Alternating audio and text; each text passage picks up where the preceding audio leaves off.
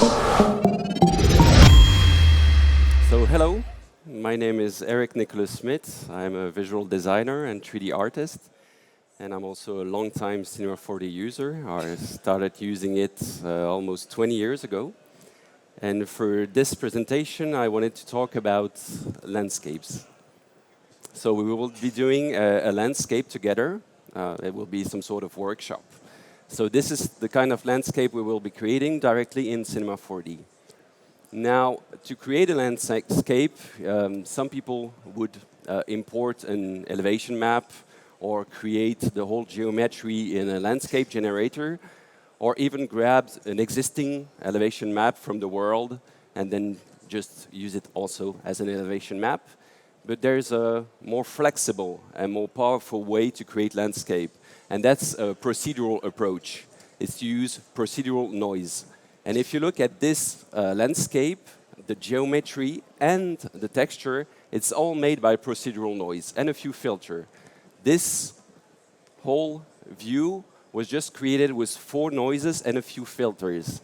Now, if you're not familiar with procedural noises, these are mathematically generated texture patterns with infinite variation, a fractal structure. I'll just show you one here. So this is one of the noise we have in Cinema 4D. It's a procedural noise. It's called a POXO. It's some sort of turbulence. And what is great about these noises is that they offer you almost an infinite amount of detail. If I zoom in here in the image, you can see that as we go closer, we get more and more information. And the texture is also never repeating. It has a very organic or mineral feel to it, because you can move, and the structure is the same, but it's always different. There's no seam, no repetition. And we could actually cover the whole world with this texture and never have exactly the same spot. And in Cinema 4D, we have many of these noises. They're all based on Perlin and Voronoi structure, and they're really helpful to create landscapes because they have this fractal, organic look. And to create landscape, what I do is I grab this procedural noise, and I use it as elevation map to create a whole vista. And I'll just show you here a quick video of these noise. Use it as elevation map.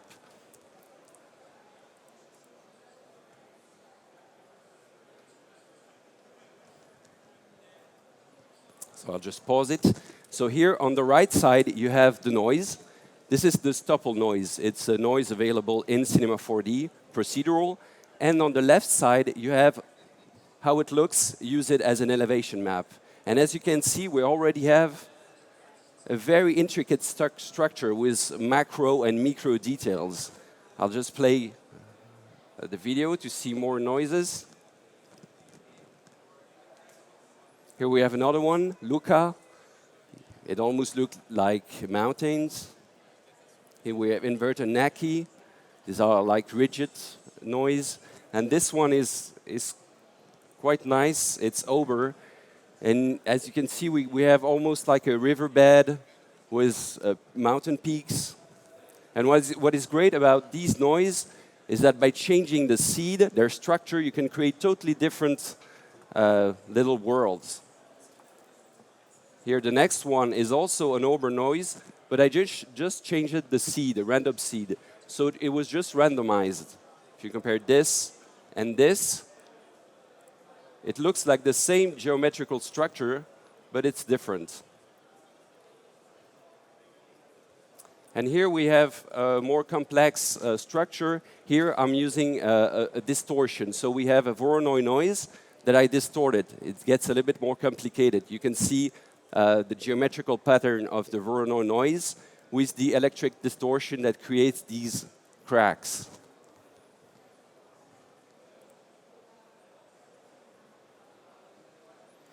And this one, it's a Naki noise that we saw earlier, but I filtered it with a colorizer to create this canyon structure.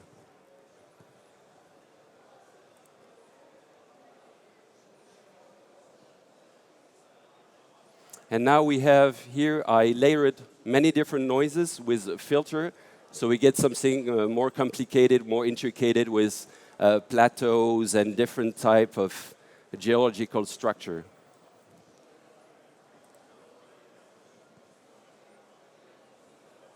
Here's another one.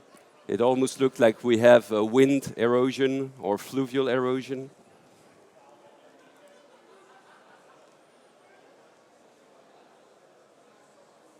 And here's a close-up of another one. So what I would like to do now with you is to try to make something like this. So we will use the noise to create the elevation map, and then we'll work on the texture. It won't be exactly the same because these noise have a random structure. They can generate all sorts of shape, and I don't even remember the setting of this one, of this image. But let's go ahead. So I just start with the most simplest shape we can imagine, a plane. And then in my setup, I have a displacer. Now the displacer is the tool that I will use to deform my plane with the procedural noise. A displacer is just a deformer that takes the intensity, the brightness of an image to deform an object. The white being the brightest, and white being the strongest, and black the lowest. So here in my displacer, I just changed a few settings already. The type is intensity and not centered because I want my elevation map to go just in one direction. And then I've set the 8 to 2000 because it's a 4x4 and that was the right setting. So now in my shading tab, I can start loading my procedural noise. And I will be using many of them to create a complex structure. So to be able to load many different shaders, I'm just using here a layer shader. This is just like layers in Photoshop. It allows you to create a whole set with masks and filters. And as first noise, I will use here a noise, a Voronoi noise. And I will be using the number 1. Let me switch here to 2D because it's extremely noisy here. And I'll just turn this off for a while. And I'll make this one bigger, let's say 400. So this is the basic shape of my mountain. We have like ridges with soft slopes, and it has already a nice geometrical shape. And with the random seed, I can just change the structure just with one click and find one that I like, maybe this one. I always like to start with a clearly defined shape so I get an idea how it will look from the distance and then move on to smaller details, smaller structure. So then I will layer another noise. First I will reduce here a bit the contrast of this noise because I don't want to have strong cavities. So I will just put the darker color to, let's say, 45. And then I will add another noise. And this time I will use the Voronoi tree, again in UV. And this creates sharper blocks, like real sharp peaks. And I will multiply this noise with the other one to get a mix of both.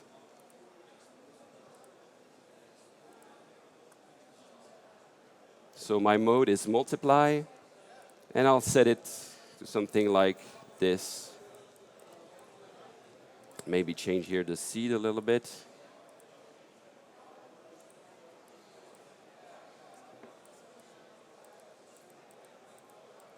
So now here I have my first noise, and here the second ones. It adds blocks. And then I will use a third one to get smaller details, and it will be again a Voronoi.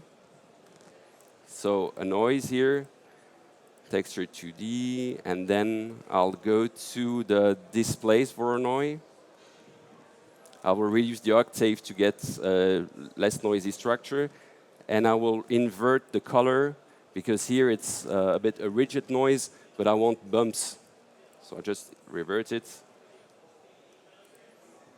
And I have like these peaks that I will also blend with the rest again in multiply mode.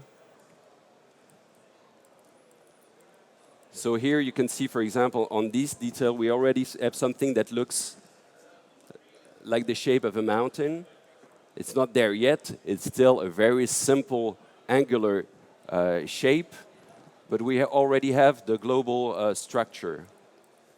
So now I want to create here a single mountain, so I will use a fall-off to create the pyramid shape.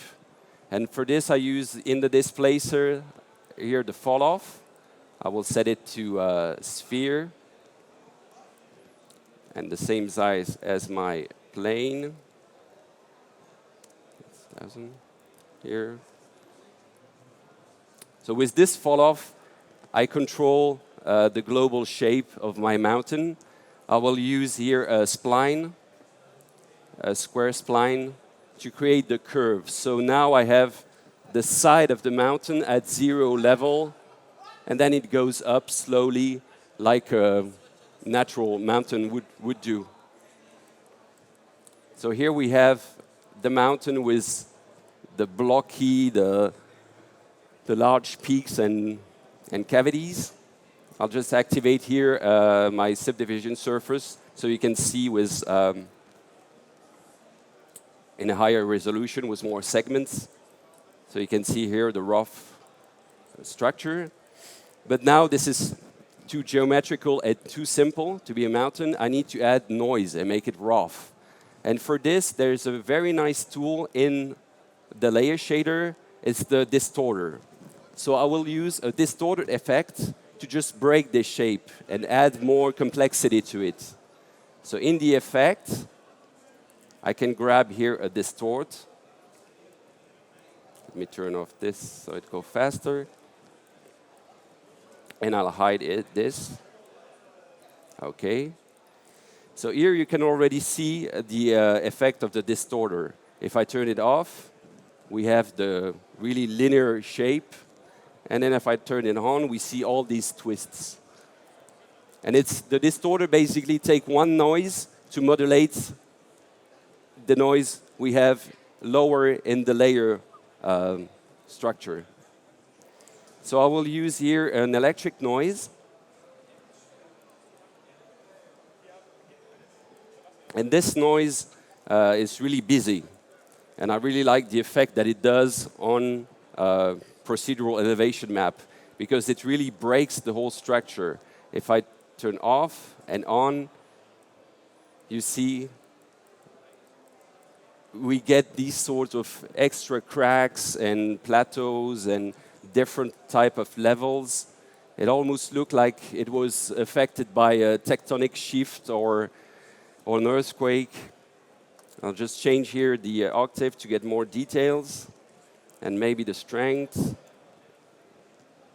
and reduce the noise scale a little bit. So this is more like it. And if I increase here the amount of segments,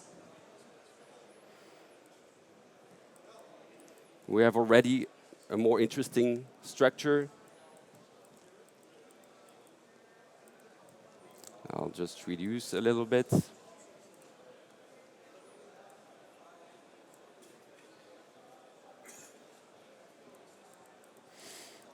And now, to make it more complex and a little bit more interesting, I will add, again, another noise on top of this, just to get something a bit more uniform with little bumps. And I will use here another noise.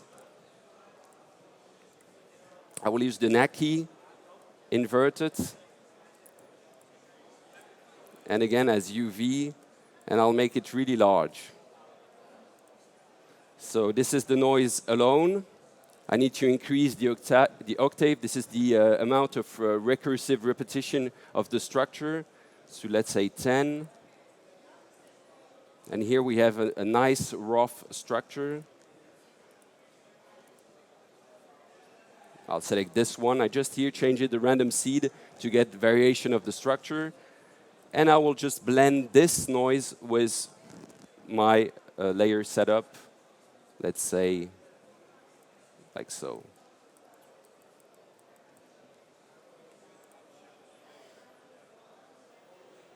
So here is my mountain structure that I created. And what is great about it is it's a totally parametric structure. It means that I can change it as will. I could create from this structure an infinite variation of mountains just by changing the random seed or trying different type of noise or changing the distorter. It's really a flexible system. I could even use it to deform a very large structure, not just a single mountain, but a whole planet.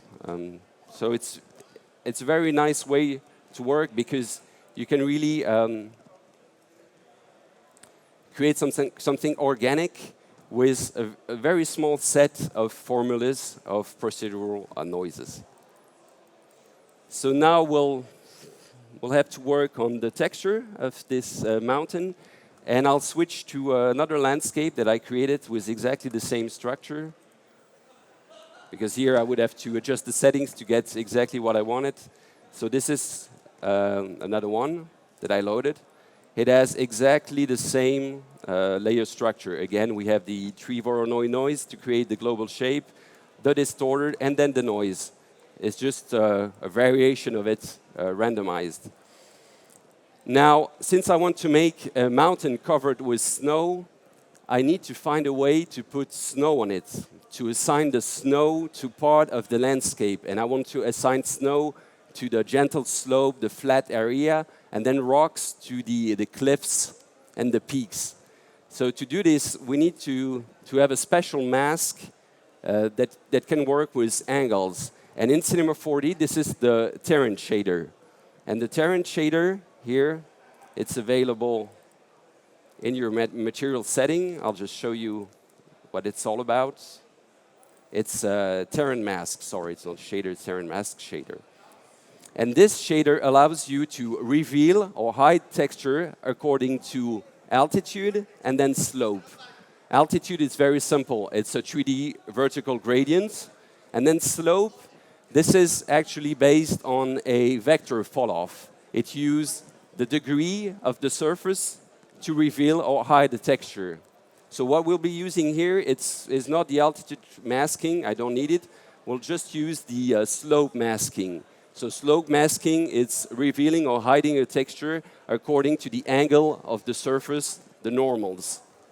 So let's say if we have here a minimum of 0 degree and a maximum of 45 degree, we would have snow only on this range, this degree. So I made a little video to show you this masking tool in action. Let me see where it is. Here.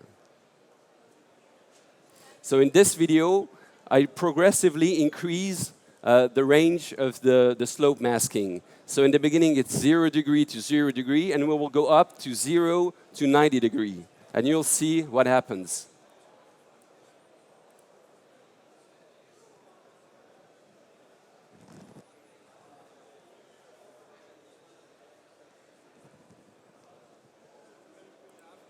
So as you can see, we started with nothing, and then as I increase here the maximum degree, snow started to cover the whole structure.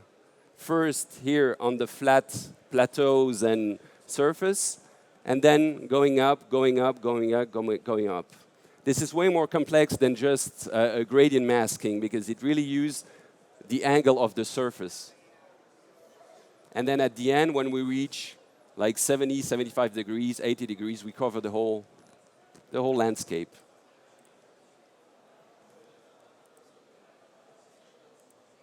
So to create my material, I will use one of these masks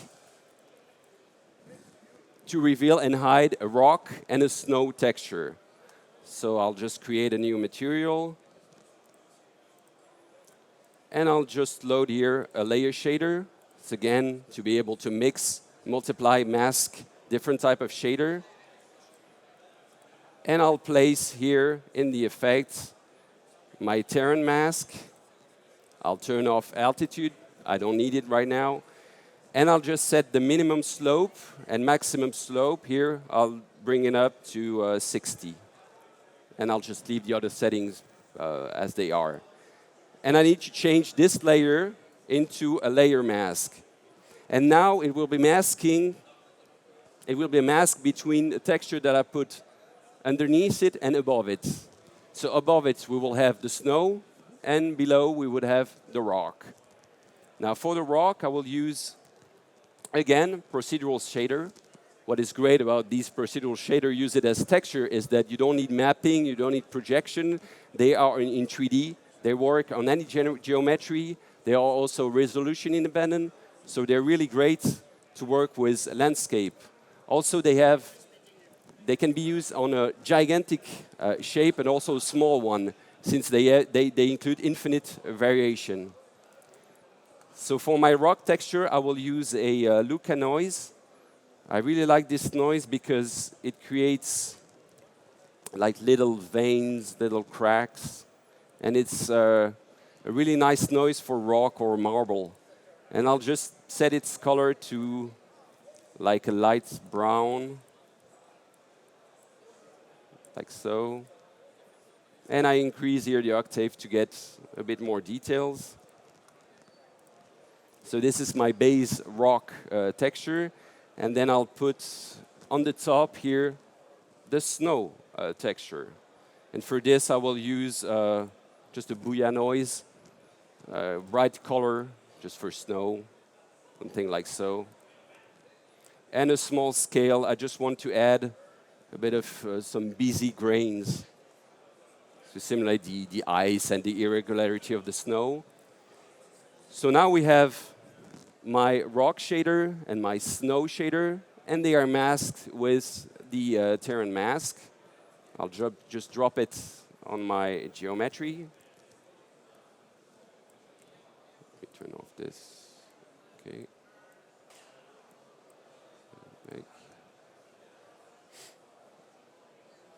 And then if I hit render, we will see already a nice result. So here we have, the snow assigned to the gentle slopes and the flat surface, and the rock assigned to the sharp angle, sharp cliff. I think I use it maximum slope a bit too high. I would like to reveal a bit more rock. So I'll just go here and reduce the slope to 55. And hit render again. So now I have more rock. Now, as you can see, this looks a bit too simple. We lack details here. So I will use a bump map to add extra cracks and blocks and bumps. So here I have a bump map. And in the bump layer, I will use the same setup. So I'll just copy my mask. Again, a layer. And I'll pass my layer. So here I will use for the bumps again one texture for the snow and one texture for the rock. And for the rock, I will use again a noise. This time Naki, let's say 400. And I'll squeeze it a bit in the vertical axis to get more horizontal cracks. And for the snow layer, I will use just a soft turbulence. I don't want to have noticeable large deformation, just a bit of irregularity. So I will use a large scale here, turbulence, with a low contrast. I want it to be soft. So again, my setup with the rock, the mask, and then the snow. And I'll bump it up to 100. If I hit render,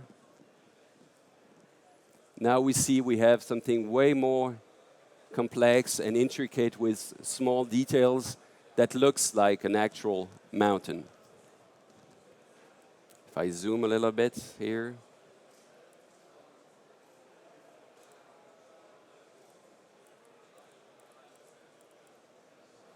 I must say I should be working from a workstation because this laptop is a bit weak. I hit render again. And you see here in close-up how it looks. Now, my rock texture here is a bit too simple, so I'll just go back to it and add a small noise to create extra small details. Switch this off for a moment. And I'll use here a Procedural Noise, very small scale, and set it to overlay. And if I hit render, so we see we have smaller grains here, maybe a bit larger, so they get noticeable. Zoom a little bit so you can see. And yeah, now my rock has more details. And what I will do also is add a bit of stratification, because in mountain you always see the stratas, some sort of line, geological line. And for this I will be using, again, a noise. As you can see, it's a noise fiesta. Let's try a Luca inverted. And I'll just make it very thin and very large. And I'll use here the clipping to get some very sharp horizontal lines. And I'll place it here in my rock layers. And I'll put it to multiply. And hopefully you will see these lines. I'll need to boost it a little bit so you can see. Okay, so here you see the lines. I just boosted them so you can see how they look. They are a bit too small, so I'll just here bump it up here. And then reduce the intensity to 30. I don't want this effect to be too noticeable. Just in the distance, you see a few lines here and there. You can see here, here. Just something subtle. Then for the snow part of my landscape, I would like to give it a bit of a fluffy, foamy look. So for this, I will be using a Fresnel effect. I could use subsurface scattering, but it will take too much time to render. So I'll just use a little Fresnel in the luminance here. So again, I'll put a layer and a shader here, Fresnel. I'll make it a slightly blue. Let me see. And multiply. And what I need to do here is, again, load my terrain mask, my slope masking, because I want this effect, this Fresnel effect, only to be assigned on the snow surface. So again, I'll pass my mask, and I set it to multiply. This means that only the white part of the mask, so the snow, will appear. I'll just render it with only this effect so you can see how it looks. I'll boost it to the max. So this is how it looks. It's just like a layer to create something, to give a bit more volume to the snow, something, you know, soft. So I'll bring it back to, let's say, 35.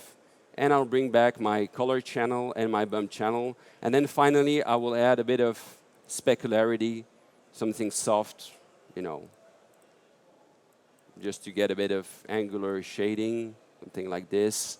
And then I'll load in this specular color, again, a noise to break the specular, to make something a bit grainy and rough, again, with the turbulence, and that's good enough. Let me switch to a different model here. Okay. There's the brightness a little bit. So here we have my final shaded mountain. I'll just increase here the amount of segments.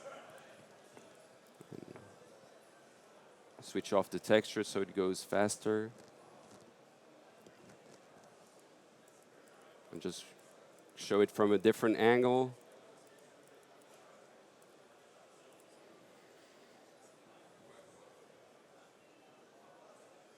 Yep, here's how it looks.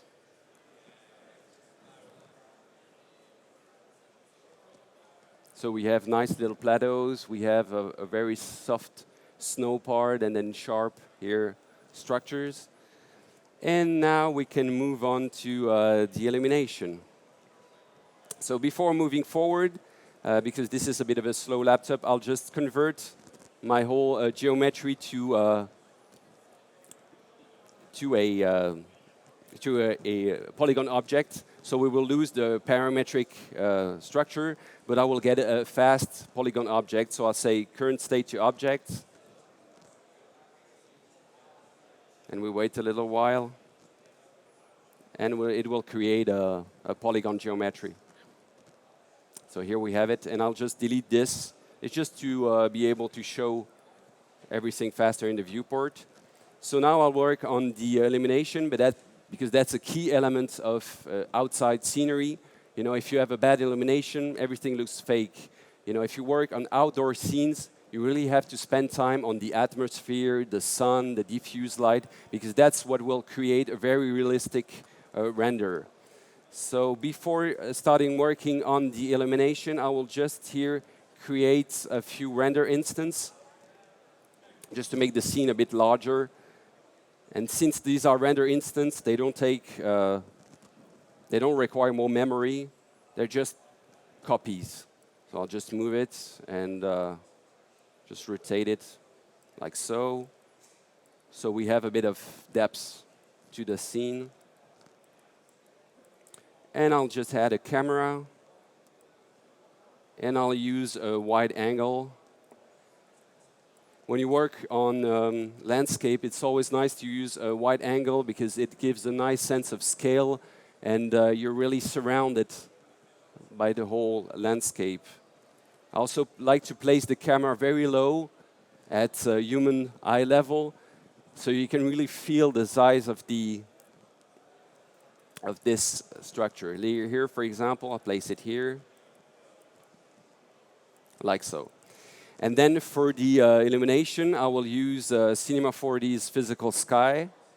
It's perfect for outdoor scenes. And I'll set the time here to summer and early in the morning. I'll just activate here grow shading so we see the light direction.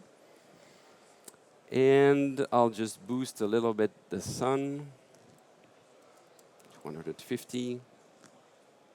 I'll bring back here the texturing so you can see it.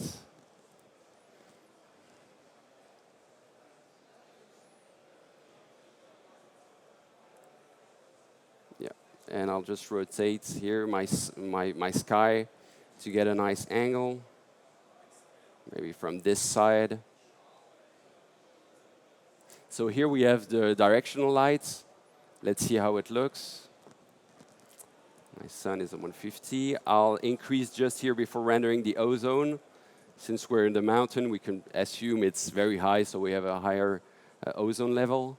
And I'll just hit render, and we can see now the landscape illuminated by the sunlight.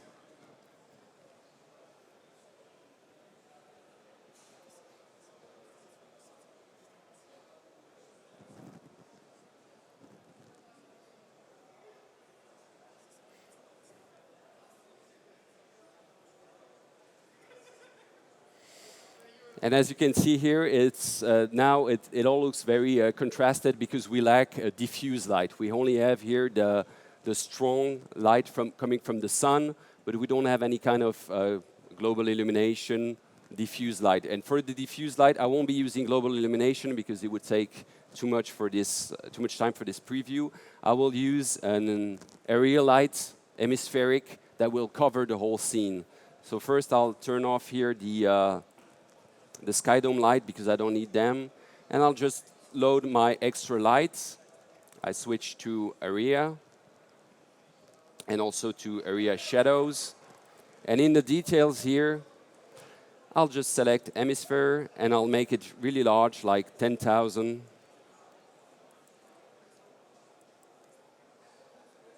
Like so. And if I move away from my camera here, you can see here the hemisphere surrounding my scene. I'll just move it back so it covers the also the mountain on the back. Here we have it. And now I'm back here to my camera view. And this dome diffuse light, I will give it a bit of a bluish tint, similar to the sky. Okay. So now if I hit render,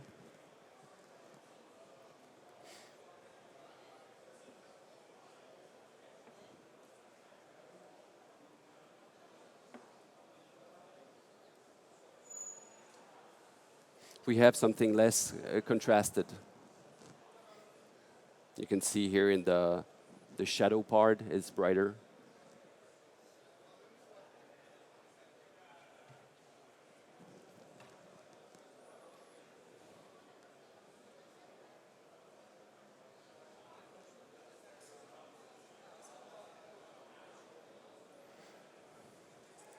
Okay, now what is missing from the render now is an atmosphere, because now we have a sunlight, a diffuse light, but we also need to add atmosphere. In every landscape that you see, there are atmospherical effects. One of the most important atmospherical effect, one you notice everywhere, is the aerial perspective. It's the effect that makes the background object look desaturated, bluish, and without any contrast. I'll just show you a picture of this effect. Here it's a picture that I did 1 month ago. And here you can, in the background, see the aerial perspective effect. It's an effect caused by the scattering of the light in the particles in the air.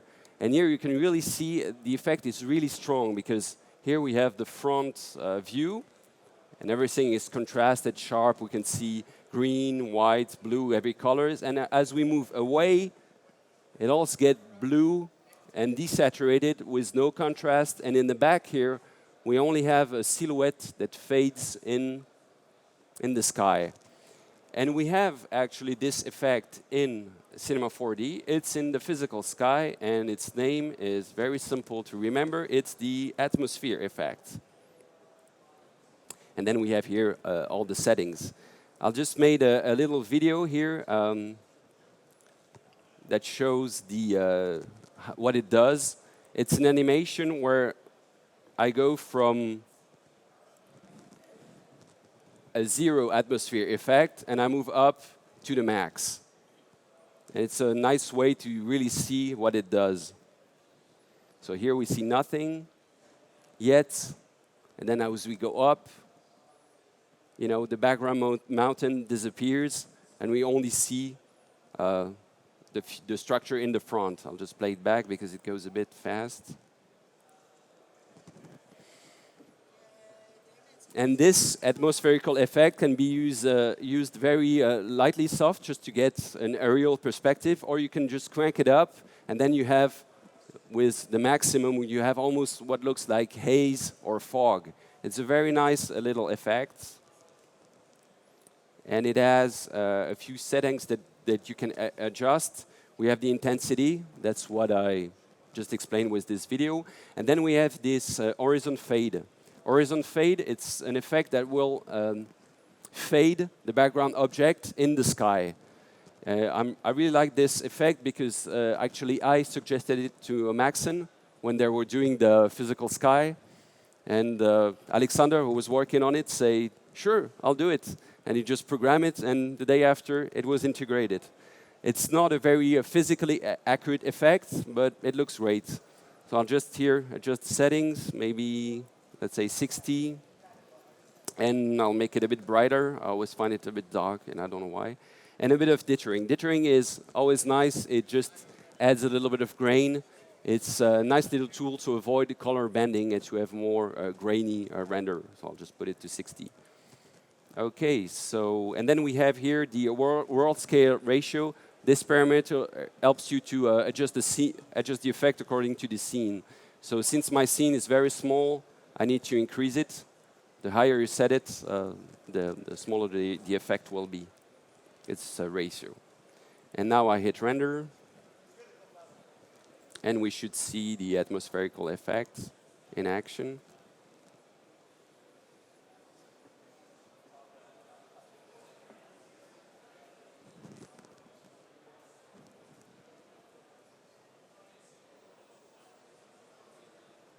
So as you can see here, we have, this is quite still brown, and in the back you see there's more like a blue tint. I didn't want to put this effect too strong, it's just to create a bit of depth. So we have the snow looks more bluish. So yeah, this is the illumination setup.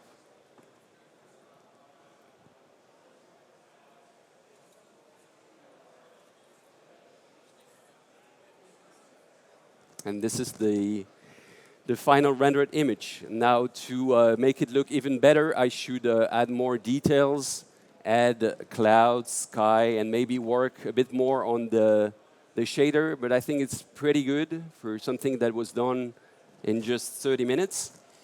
And from the same setup, we can again create infinite variation. I'll just show you a few renders that I did 2 days ago, just while I was testing.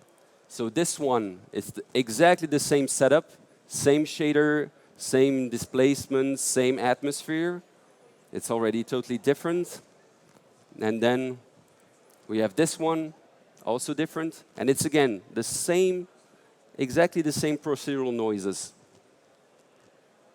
And here this one, where I used a softer, less angular shape. And here this one that I like quite a lot. And I think I have an extra one with some nice mountain range in the back. And yep, that's it. So I hope you enjoyed this little workshop and that it will inspire you to make similar landscapes or whatever you think. Thank you very much.